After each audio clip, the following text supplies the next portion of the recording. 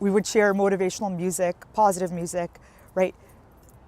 Dreams, like we always talked about having a restaurant on the water, right? It was just, yeah, it was this infinite potential that just got, cut short.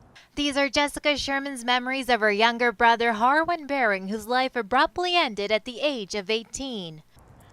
And I remember calling my mom, and she was just screaming.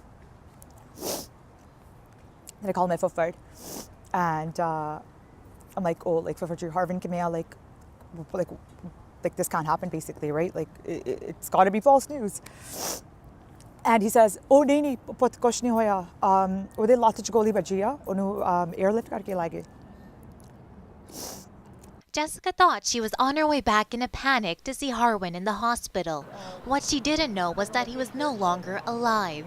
Call my brother, Kurdish, and I'm like, hey, like, how's Harvin doing? He said, Harvin already passed away last night. Bering was shot on October 2nd in 2014. Authorities tied the tragedy to the ongoing gang conflict in Abbotsford that has resulted in the deaths of several young men. For Sherman, if losing her brother wasn't hard enough, the shadow cast by his death over who he was all the more painful. It's funny, you know how like the media says, oh, the South Asian drug dealers, this and that. When he left the house that day, took $20 from his grandma for food. These young kids who are dying or they're involved, they're getting injured, they're getting shot at, there's drive-bys, there's kidnappings, they're all getting portrayed as the perpetrator, not the victim. I think that needs to change. I think we need to have open dialogue about that. Bering was a high school wrestler who was about to start university. Days after his killing, we got the acceptance letter from his school. Come September, he's enrolled, and then, in October, he's gone.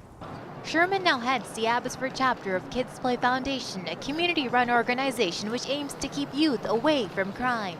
She started the mentorship program at the Smash Punjabi School with over 200 kids, just in hopes of, keeping kids out of that lifestyle, keeping kids on track, because she, for one, understands why it's so important to do that. For Sherman, volunteering has been a way to turn her pain into power and shift the narrative.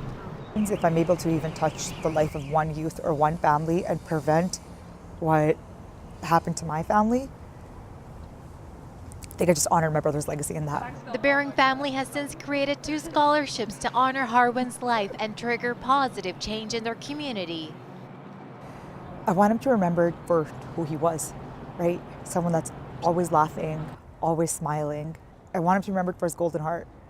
Amrit Gill, Vancouver City News.